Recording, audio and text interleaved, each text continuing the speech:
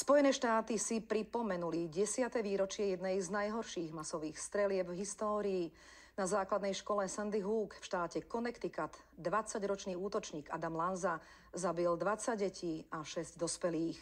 Toto násilie podnietilo v USA debatu o duševnom zdraví a prístupe k zbraniam. Jesse Lewis bol typický 6-ročný chlapec plný života.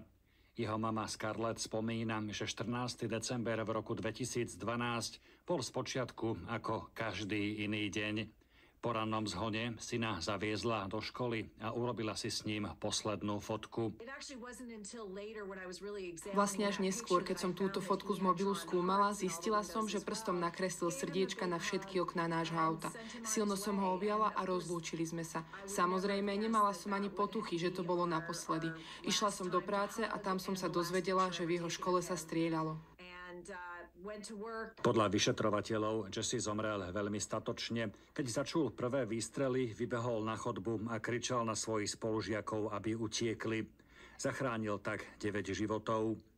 Krátko po jeho smrti jeho mama Scarlett založila hnutie Choose Love, vyber si lásku, ktoré učí študentov i učiteľov zvládať emócie a pochopiť korene šikanovania a izolácie, ktorými často trpia páchatelia násilností so zbraňami. Uvedomila som si, že ak by strelec, ktorý sám mimochodom navštevoval základnú školu Sandy Hook, mal dostatok starostlivosti, priestoru na uzdravenie a lásku, tak by sa táto tragédia nikdy nestala. Je to také jednoduché. Ľudia, ktorí milujú seba, milujú aj iných. Nechcú ublížiť sebe ani iným.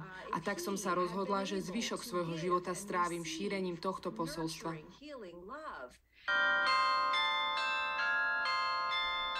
10 rokov po streľbe si Jesseho pamiatku uctila aj organistka nominovaná na cenu Grammy Pamela Reuterová. Skomponovala špeciálnu skladbu, ktorú odohrajú hudobníci vo viacerých krajinách sveta.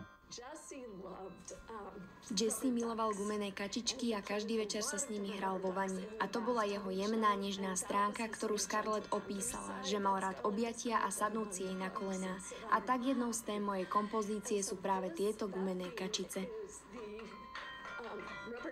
Ani po 10 rokoch po tragédii v Sandy Hook sa USA nevedia vysporiadať s masovými vraždami. Len v tomto roku ich bolo podľa štatistík už viac ako 600. Vrátane masakra na základnej škole v Uvalde v Texase, kde zomrelo 19 detí a 2 učitelia. Viacero politikov po posledných útokoch opäť vyzvalo Kongres na prísnejšiu kontrolu predaja zbraní. Vzhľadom na politickú realitu je však málo pravdepodobné, že by sa v najbližšom období niečo zmenilo. Zo Spojených štátov Štefan Hudec, RTVS.